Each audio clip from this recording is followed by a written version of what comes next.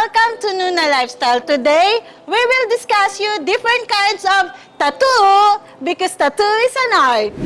And my name is Jack, and 27 years old, and I have a tattoo, 5 tattoo.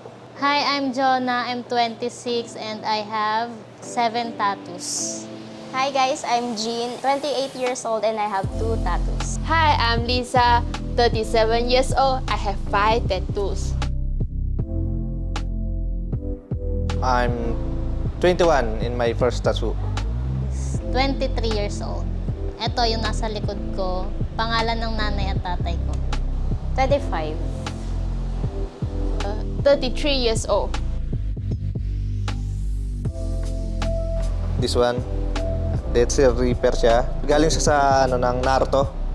Gusto ko kasi yung tema niya, saka napakaganda niyang ilagay sa katawan. Yan. 2. Etong nasa likod ko kasi pangalan ng mama at papa ko. Tapos yung nandito sa leg ko. Kasi aso ko to eh. Actually, pareho ko siyang favorite. Pero, ang pinaka is etong initials, siya ng aso ko na namatay. My favorite tattoo is the bad one. That is the tattoo with the 6 dogs in Malaysia.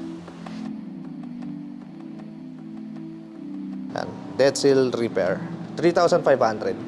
Sa aso ko kasi colored, matagal siyang ginawa and realistic. Ito din. 500. The first tattoo, 2,500.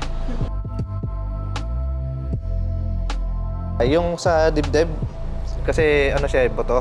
Ang nakalagay naman dito ay believe.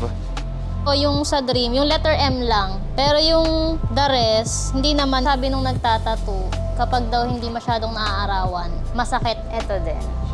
Oh, here. This one, yeah. Ito yung Hanya Mask. Yan. Siya, demonyo siya ng Japanese. Yan, medyo malabo yung pagkaka sa kanya. Wala naman, kasi lahat gusto ko siya. Wala naman. No. Pag-isipan yung mabuti, hindi lang doble, triple nyo. Kasi permanente na to. Dapat ready kayo and kasi lifetime na yun nakatatak sa inyo eh. If you really want for a tattoo, don't scare.